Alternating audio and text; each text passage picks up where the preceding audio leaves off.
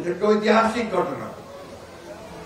তারেক সাহেব সেই আহ্বানের সাড়া দিয়ে তারা গত 13 তারিখে যে সভা করেছেন এবং সেই সভার মধ্য দিয়ে দেখেন তার বিচক্ষণতা কতটা বৃদ্ধি পেয়েছে, যে আমরা বলেছিলাম ডিসেম্বরের মধ্যে নির্বাচন দিতে হবে, তাই না?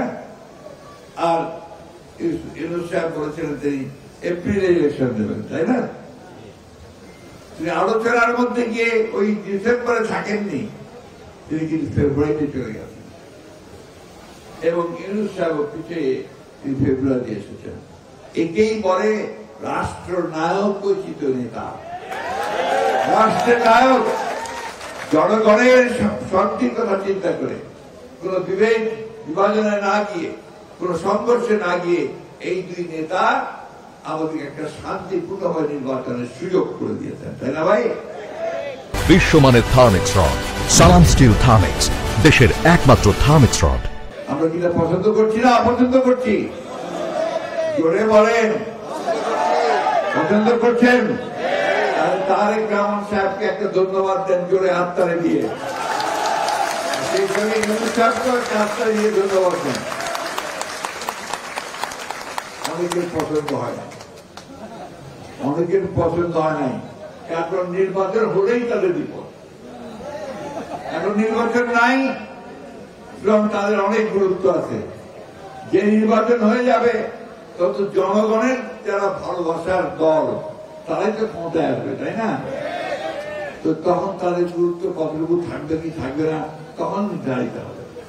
যে কারণে ওরা নারাজ হয়েছে এবং নারাজ হয়ে গতকালকে একটা বৈঠকে হাজির হয় না।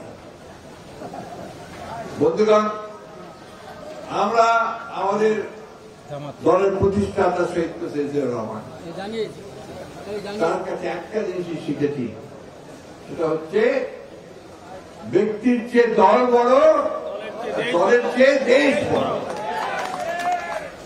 আমাদের নেত্রী দেশনেত্রী বেগম খালেদা জিয়া আমাদেরকে ওই একই শিক্ষা দিয়েছে। এখন আমাদের তরুণ নেতা যিনি আমাদের স্বপ্ন দেখিয়েছেন, সফল হয়েছেন এই ফ্যাসিস্ট হাসিনাকে সরাতে, তিনি এখন আমাদেরকে স্বপ্ন দেখাচ্ছেন যে সম্পূর্ণ নতুন স্ট্রাকচারে একটা নতুন বাংলাদেশ আমরা তৈরি করব, ঠিক না? এই স্বপ্নটা মাথায় রাখতে হবে যে আমরা একটা নতুন বাংলাদেশ চাই, পরিবর্তন চাই। ওই আওয়ামী লীগের আগের মতো দুঃশাসন চাই না, আমরা ওই বিচার ব্যবস্থা চাই না যে যেখানে বেআইনি ভাবে বিএনপির লোকদেরকে সকলকে কারাগারে দেওয়া হবে। 13 মাস, 14 মাস, 26 মাস আমার এখানে অনেক ভাই বসে আছে যাদের সাজা হয়েছে। কথা বলে না কি হয়েছে না? সাজা হয়েছে কিনা? সাজা হয়েছে, অনেকের সাজা হয়েছে। এইটা একটা সব জায়গায় বড় বড় নেতাদের সাজা হয়ে গেছে। আওয়ামী লীগ হচ্ছে সেই দল যারা নিজেকে ছাড়ার কিছু বোঝে নাই এবং দেশকে ধ্বংস করেছে।